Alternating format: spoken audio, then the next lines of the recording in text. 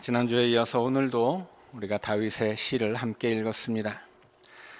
지난주에는 도망자였던 다윗이 어떤 굴에 숨어 있었다면, 오늘은 도망치던 다윗이 유다 광야로 숨어들었습니다. 그래서 제목이 유다 광야에 있을 때입니다. 그런데 다윗의 인생을 살펴보면 그가 유다 광야로 도망쳤던 적이 두 번 있었습니다. 첫 번째는 사울을 피해서 도망쳤을 때였고, 두 번째는 왕이 된 이후에 아들이었던 압살롬이 반란을 일으키고 그 반란군을 피해서 유다 광야로 도망을 쳤습니다. 그렇다면 이 63편의 배경이 되는 시간은 언제이겠습니까? 정답은 2번입니다. 11절에서 다윗이 자기 자신을 왕이라고 소개하고 있기 때문입니다. 그러니까 시편 63편에서 다윗이 유다 광야로 도망쳤던 이유는 압살롬의 반란 때문이었습니다. 압살롬은 다윗이 사랑했던 아들인데, 그 아들에게 쫓기는 아버지의 마음은 어떤 것이었겠습니까? 사울에게 오랫동안 쫓겨다녔기 때문에 그 도망자의 생활이 정말 지치기도 하고 힘들기도 했을 것입니다. 그러나 사울이 쫓아다닐 때 아무리 힘들었다고 한들 사랑하는 아들에게 쫓겨서 유다 광야로 도망치는 고통, 그 비참한 모습과는 비교할 수 없다고 생각을 합니다. 다윗이 최소 10년 이상 사울에게 쫓겨다니며 목숨의 위협을 받았지만, 압살롬에게 쫓겼던 단 며칠의 고통이 훨씬 더 아프고 훨씬 더 큰 상처로 다윗에게 남았을 것입니다. 그래서 다윗은 이 압살롬의 반란군과 전투를 치러야 하는 군사들에게 우리 아들을 죽이지 말아달라고 부탁을 할 정도로 그 압살롬을 아끼고 사랑했었습니다. 그런데 그 아들이 아버지를 배신하고 아버지를 죽이겠다고 군대를 끌고 온 것입니다. 그때 다윗은 싸울 생각조차 하지 못하고 도망칠 수밖에 없었습니다. 그때 다윗이 가지고 있었던 그 사랑했던 아들에 의해서 배신당하고 부정당한 것이었습니다. 그래서 어제까지는 왕궁에서 부족함 없이 살고 있었는데, 오늘은 아무것도 없는 광야를 걷고 있습니다. 그렇다면 이 유대 광야에서 다윗이 당했던 고통은 상실의 고통, 내가 가지고 있던 귀한 것을 잃어버린 고통이라고 말할 수 있겠습니다. 사랑하는 아들을 잃었고, 아들의 사랑을 잃었고, 왕궁과 왕의 보좌를 잃었고, 나라를 잃었고, 백성과 신하를 잃었습니다. 우리 역시도 사랑하는 가족을 잃게 되었을 때, 혹은 건강을 잃게 되었을 때, 혹은 큰 재산을 잃거나 꿈을 잃게 되었을 때, 무언가를 빼앗긴 그 상실감으로 인해서 너무 아프고 마치 내게 아무것도 남아있지 않는 것처럼 느껴진다면, 그것이 바로 유다 광야입니다. 시편 63편이 유다 광야라는 고통의 장소를 특정하고 우리에게 알려준 것은, 우리도 다윗처럼 인생이 광야로 느껴질 때 그렇게 광야와 같은 인생의 길을 걷는 사람들에게 이 시를 통해 위로와 힘과 지혜를 얻으라는 뜻입니다. 이제 시의 내용을 살펴보겠습니다. 1절에서 다윗은 하나님을 찾고 있습니다. 하나님이여, 주는 나의 하나님이시라. 하나님은 어제까지 왕궁에 있든 오늘부터 광야에 있든 다윗이 어디에 있더라도 언제든지 그와 함께 계시는 하나님입니다. 그런데 왕궁에 있을 때는 당연히 크고 좋은 것들이 많이 있기 때문에 사실 하나님이 잘 보이지 않을 수 있습니다. 그런데 광야에 나와보니 어떻습니까? 광야는 아무것도 없기 때문에 하나님이 더 크게 보이는 장소입니다. 그래서 우리는 고난을 만날 때 하나님이 더 크게 보이고 그 크신 하나님 앞에 엎드리는 것입니다. 그렇다면 이 광야야말로 하나님을 대면할 수밖에 없는 외나무 다리이고, 하나님을 더 깊이 만나고 배우는 믿음의 학교라고 말할 수 있겠습니다. 그 광야에서 다윗이 지금 하나님을 찾고 있는 이유는 아주 단순하고 명확합니다. 하나님, 나를 도와주세요 하는 것입니다. 그래서 나의 하나님은 나를 도우시는 하나님입니다. 그런데 하나님이 왜 다윗을 도와야 하겠습니까? 그것은 그의 부르짖음이 컸기 때문이 아니고 하나님이 하나님의 백성 이스라엘과 언약을 맺으셨기 때문입니다. 다윗이 고백한 나의 하나님은 하나님과 이스라엘이 시내산에서 맺었던 언약의 내용이었습니다. 하나님은 이스라엘의 하나님이 되고 이스라엘은 하나님의 백성이 되자 이스라엘과 하나님이 시내산에서 그렇게 약속을 맺었고 그것을 시내산 언약이라고 말합니다. 그 언약 안에서 이스라엘의 하나님은 자기 백성 이스라엘에게 은혜를 베푸실 것이고 하나님의 백성인 이스라엘은 자기들의 하나님만을 섬겨야 할 것입니다. 다윗은 그렇게 시내산에서 맺어지고 대를 이어 계승되어 왔던 하나님과의 언약을 근거로 나의 하나님을 찾고 하나님의 도우심을 요청한 것입니다. 그 언약의 효력이 9절과 10절에 이렇게 나타나 있습니다. 나의 영혼을 찾아 멸하려 하는 그들은 땅 깊은 곳에 들어가며 칼의 세력에 넘겨져 승냥이의 먹이가 되리이다. 언약의 하나님은 약속하신 그대로 다윗의 하나님이 되셨고 다윗의 문제를 해결해 주셔서 이제 유다 광야의 도망자였던 다윗은 11절로 오면 다시 왕의 자리를 회복하게 됩니다. 그래서 다윗은 주께 맹세한 자는 자랑하게 될 것이다 그렇게 고백합니다. 여기서 맹세는 언약의 다른 이름입니다. 느헤미야 10장에서도 이스라엘이 하나님과 언약을 맺은 다음에 그 언약을 반드시 지키겠다고 맹세하는 이야기가 있습니다. 하나님과 언약을 맺는 그 언약 예식의 마지막 순서가 언약의 내용을 지키겠다는 맹세였기 때문에 언약은 항상 맹세로 불렀던 것입니다.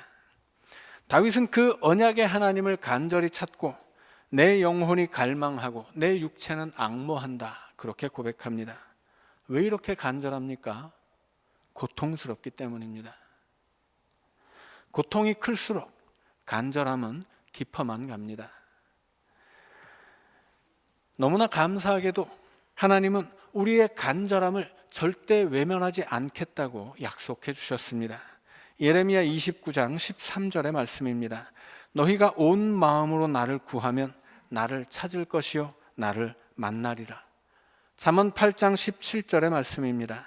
나를 사랑하는 자들이 나의 사랑을 입으며 나를 간절히 찾는 자가 나를 만날 것이니라. 하나님이 외면하지 못하는 간절함, 그게 어떤 것일까 생각해 보았더니 여리고에서 예수님을 만났던 소경 거지 바디메오가 떠올랐습니다. 그때 예수님은 예루살렘으로 가기 위해서 여리고를 지나가고 있던 상황이었습니다. 만약에 바디메오가 자기를 불쌍히 여겨달라고 크게 소리치지 않았다면 예수님은 그저 십자가를 지기 위해 예루살렘으로 가셨을 것입니다. 그런데 소경 거지가 예수님을 찾고 크게 소리를 지르자 여러 사람들이 바디메오를 향해서 너 입 다물고 조용히 하라고 윽박질렀습니다. 소경 거지니까 바디메오가 눈에 뵈는 게 없어서 사람들의 말을 무시했을까요? 자, 그렇지 않죠. 바디메오에게 조용히 하라고 윽박지른 사람들이야말로 평소에 바디메오에게 거지였던 바디메오에게 동전을 던져주고 그로 하여금 먹고 살게 해주었던 사람들입니다. 그러니까 바디메오에게 조용히 하라는 윽박 그 요청은 생계가 걸려있는 협박이었다는 뜻입니다. 그러나 바디메오는 더 크게 소리 지르고 그 외침은 이제 나는 더 이상 너희들의 동정심에 기대어 살지 않겠다는 선언이었습니다.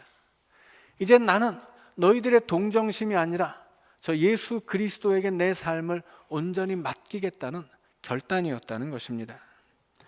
예수님은 그렇게 자신의 인생을 오직 예수님에게 맡기고 부르짖는 그 간절함을 보시고 바디메오를 불러와라 명하십니다. 그리고 물었습니다. 네가 무엇을 원하느냐? 우리도 바디메오처럼 원하는 것이 있습니다. 그러나 생각해야 할 것은 우리도 그와 같이 간절하냐 하는 것입니다. 예수님은 간절한 외침을 지나치지 못하셨고 하나님도 다윗에게 그러셨습니다. 그래서 다윗의 적들을 물리쳐 주시고 다윗의 왕권을 회복시킨 것입니다. 다윗은 그렇게 이스라엘을 외면하지 못하시는 하나님의 사랑을 찬양하고 있습니다. 주의 인자하심이 생명보다 나음으로. 인자하심은 히브리어로 헤세드이고 그것이 절대로 변하지 않는 하나님의 사랑을 뜻하는 말이라고 설명드렸습니다. 하나님의 사랑이 생명보다 낫다는 말은 하나님의 사랑이 없다면 차라리 죽는 게 낫다는 뜻입니다. 모든 것을 잃어버리고 인생이 광야로 바뀐 시점에서 다윗은 하나님을 최후의 보루로 삼고 하나님의 도우심에 마지막 희망을 걸고 있다는 뜻입니다. 그런데 이 고백도 단순히 다윗의 개인적인 결단이 아니고 언약에 따른 것입니다. 하나님이 이스라엘의 하나님이 되어 이스라엘을 지켜주시니까 이스라엘도 하나님의 백성이 되어서 오직 하나님만 섬겨야 하는 것입니다. 다윗은 그 언약에 따라서 하나님을 나의 하나님이라고 고백한 것이고 그 언약에 따라 하나님을 섬기기 위해 먼저 하나님을 찬양하는 것입니다. 다윗은 내가 어려움 당할 때뿐 아니라 일평생 찬양하겠다고, 내가 입으로만 찬양하는 게 아니라 손을 들고 온 몸으로 찬양하겠다고 그렇게 고백하고 있습니다. 그리고 실제로 다윗은 옷이 벗겨질 정도로 춤을 추며 찬양했던 사람이기도 합니다. 그러면 그 찬양의 결과로 다윗이 일평생 찬양하고 온 몸으로 온 삶으로 찬양할 때 그 결과가 무엇이냐면 골수와 기름진 것을 먹음과 같이 나의 영혼이 만족할 것이다.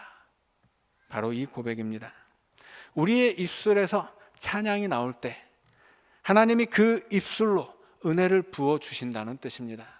그래서 찬양하는 입술을 가진 사람들은 그 입술로 하나님의 은혜를 먹고 만족하게 된다. 그런 고백입니다.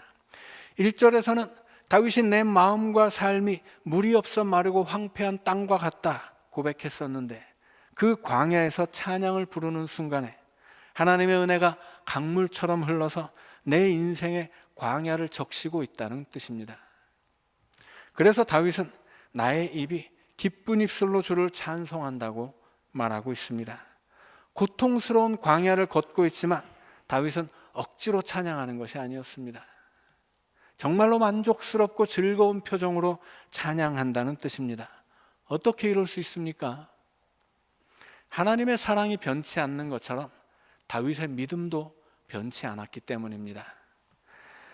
왕에서 도망자로 추락했습니다. 그가 가지고 있는 위치가 변화된 것입니다. 그러나 믿음만은 추락하지 않습니다. 왕궁에서 광야로 상황이 바뀌고 처지가 바뀌었지만 그래도 믿음만큼은 바뀌지 않았기 때문에 다윗은 여전히 찬양하고 있는 것입니다. 요즘에 제가 열심히 운동을 하고 있는데 믿음에도 근육이 있어야 되는 것 같습니다. 믿음의 근육이 있어야 힘든 것을 이겨내고 찬양을 이어갈 수 있다는 것입니다. 어느 때 우리는 힘들어서 찬양을 못하게 됩니다. 마음이 괴로우면 찬양하기 어렵고 힘든 문제를 앞에 두면 당황스러워서 찬양이 나오지 않습니다. 그러나 그 모든 상황에서 찬양을 멈추지 않게 하는 믿음의 근육이 있어야 한다는 것입니다. 그런데 근육이라고 하는 것은 단련하고 연습해야 생기는 것입니다. 어느 순간 내가 마음 먹는다고 찬양이 내 마음대로 나오는 것이 아니고 늘 찬양하는 습관을 들이고 늘 찬양하는 버릇을 들여야 찬양하지 못하는 상황에도 찬양할 수 있다는 뜻입니다. 우리도 다윗처럼 삶의 모든 상황을 이기고 찬양하는, 그 찬양을 통해 기쁨을 얻고 그 찬양을 통해 자유로워지는 연동의 가족들이 될 수 있기를 원합니다. 이제 다윗의 고백은 찬양에서 율법으로 넘어갑니다. 6절부터 8절까지는 율법을 지키겠다는 약속인데 이건 역시 언약 때문에 하는 이야기입니다. 출애굽기로 가면 하나님과 이스라엘이 시내산에서 언약을 맺을 때 이스라엘은 하나님의 계명을 다 지켜 행하겠다고 맹세를 합니다. 쉽게 말해서 하나님의 백성이니까 하나님 말씀대로 살겠다는 것입니다. 우리 역시 나는 이렇게 믿으니까 나는 그 믿음대로 이렇게 산다고 말할 수 있어야 합니다. 다윗은 이렇게 고백합니다. 내가 나의 침상에서 주를 기억하며 새벽에 주의 말씀을 작은 소리로 읊조릴 때 하오리니. 여기서 주의 말씀이 율법이고 이스라엘에게 율법은 기록된 하나님이었습니다. 그래서 이스라엘은 율법을 통해 하나님을 배우고 율법을 지킬 때 하나님의 백성답게 살아가는 것입니다. 그런데 주의 말씀을 작은 소리로 읊조리겠다고 합니다. 이것을 한마디로 바꾸면 묵상입니다. 묵상은 눈을 감고 머리를 비우는 것이 아니고 작은 소리로 말씀을 읊조리면서 그 말씀을 외우고 하나님 말씀을 외워서 내 마음에 새기는 일입니다. 이걸 다윗은 저녁에 침상에 누울 때부터 새벽까지 밤새도록 하겠다고 고백하고 있습니다. 그런데 다윗이 정말 자기가 말한 그대로 날마다 말씀을 묵상하며 밤을 지새울 수 있겠습니까? 그러면 죽습니다. 잠을 안 자면 사람은 죽지요. 그래서 6절의 말씀은 정말로 잠을 한숨도 안 자고 하나님 말씀만 묵상하겠다는 뜻이 아니고 다윗이 내가 잠을 자는 동안에도 나는 하나님의 말씀을 잊지 않고 살겠습니다 라고 고백한 것입니다. 7절에서 다윗은 이렇게 또 말합니다. 주는 나의 도움이 되셨습니다. 내가 주의 날개 그늘에서 즐겁게 부르리이다. 이 대목에서 하나님의 도움은 이미 지나간 과거형입니다. 그런데 다윗의 찬송은 미래형입니다. 하나님이 내게 은혜를 주셨으니 나는 하나님을 찬양하겠다, 그런 뜻입니다. 하나님은 틀림없이 언약을 지키셨으니 나도 앞으로 언약을 지키며 살겠다, 그런 뜻이기도 합니다. 그런데 다윗이 어디에서 찬송을 부릅니까? 주의 날개 그늘입니다. 유대 광야에서 주의 날개 그늘로 옮겨가는 것이 아니고 하나님이 유다 광야로 오시는 것이고 하나님이 그 유다 광야를 날개로 덮어주시는 것입니다. 그러면 이제 그 광야가 하나님의 날개 그늘로 변하는 것이고 광야와 같은 삶이 하나님의 은혜의 날개 아래 머물게 되는 것입니다. 다윗이 하나님을 찾아 부르짖는 그 유대 광야로 하나님이 내려오셔서 너의 광야를 내가 은혜로 덮어주겠다, 그런 뜻입니다.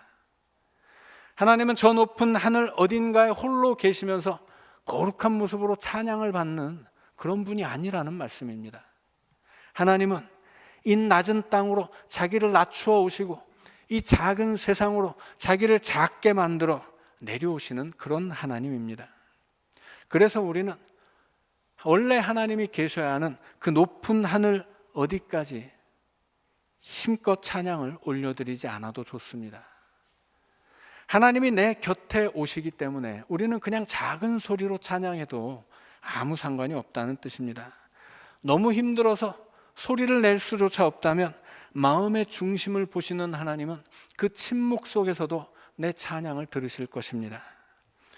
그래서 우리는 힘 있는 소리로 행진곡처럼 찬양을 하지 않아도 그저 살랑살랑 봄바람이 불듯이 찬양을 하더라도 하나님은 우리의 찬양을 기뻐하시고 들으시고 받아주실 것입니다.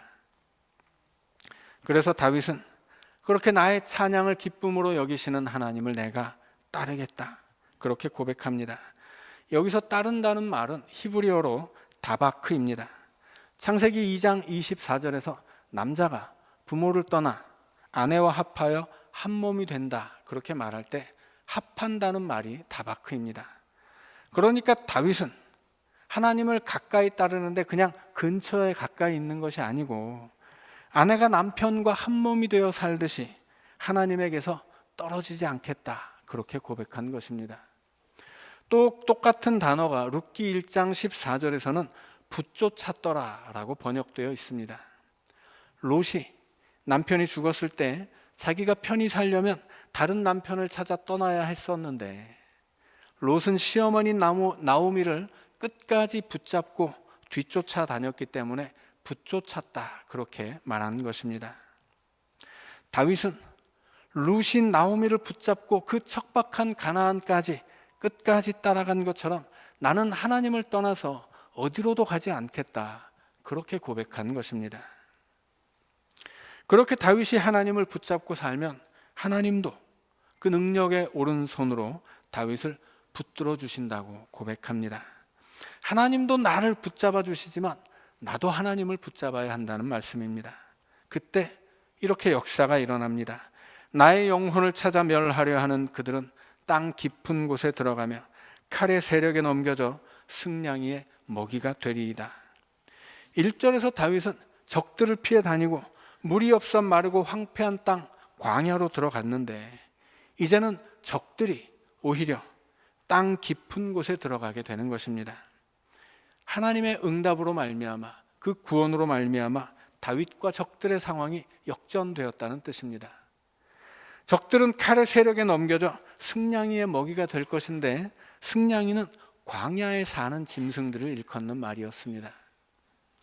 다윗의 광야는 찬양하는 가운데 하나님의 날개 그늘 아래로 변하지만 오히려 적들의 땅은 광야로 변하고 그 광야의 짐승들에게 삼켜진다는 말씀입니다.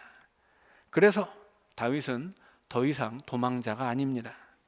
하나님이 다윗의 광야를 하나님의 날개 그늘 아래로 만들어 주시기 때문이고 찬양하는 다윗의 삶에 하나님의 은혜가 채워져서 그의 영혼이 만족스럽기 때문입니다.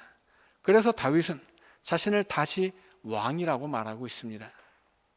유다 광야로 도망칠 수밖에 없었던 다윗이 다시 왕의 자리를 회복하게 하신 하나님의 은혜입니다. 다윗의 하나님의 은혜로 그렇게 마음과 생활과 삶이 회복된 다윗은 주께 맹세한 자마다 자랑할 것이 있다, 그렇게 말합니다. 언약을 지키시는 하나님을 신뢰하고 나도 하나님 앞에 맹세한 대로 하나님을 찬양하고 하나님의 말씀대로 살았더니 하나님이 은혜를 부어주셔서 내 삶에 이렇게 자랑거리가 많다, 그런 뜻입니다. 그런데 거짓말하는 자의 입은 막힐 것입니다. 거짓말하는 자는 어떤 사람이겠습니까? 앞에 나와 있는 맹세한 자의 반대말이 거짓말하는 자입니다. 그러면 이 거짓말하는 자는 맹세하지 않은 사람이겠습니까? 그렇지 않죠. 맹세를 했지만 그 맹세를 지키지 않는 사람이고 그래서 거짓말쟁이입니다. 하나님 앞에 언약을 지키기로 맹세했지만 그 언약을 깨뜨렸기 때문에 거짓말하는 자입니다. 그러면 언약을 지키지 않는다는 말은 무슨 뜻이겠습니까? 하나님과의 관계를 신경 쓰지 않는다는 뜻이고 그래서 믿음을 지키지 않는다는 것입니다. 인생의 길에서 광야를 만났지만 그 광야에서 나를 구원하실 하나님을 찾지 않는다는 것이고 상황이 어려워졌으니 내 마음이 힘들어서 찬양하지 않겠다는 것입니다. 그러나 하나님과 멀어지는 순간이야말로 진정한 영적 광야가 시작될 것입니다. 기도를 쉬고 찬양을 멈추고 하나님의 말씀에서 떠나는 그 순간에 우리는 하나님의 은혜 밖으로 버려지는 것입니다. 그래서 우리의 삶은, 그 삶을 살아가는 우리의 영혼은 광야에 서게 될 것입니다. 바라기는 다윗처럼 간절한 마음으로 나의 하나님을 향해 기도하고 일평생 찬양하며 하나님의 말씀대로 살아가면서 하나님과 하나님의 은혜를 자랑하는 연동의 가족들로 살아가시기를 우리 주님의 이름으로 축원합니다. 말씀을 기억하면서 침묵으로 기도하겠습니다.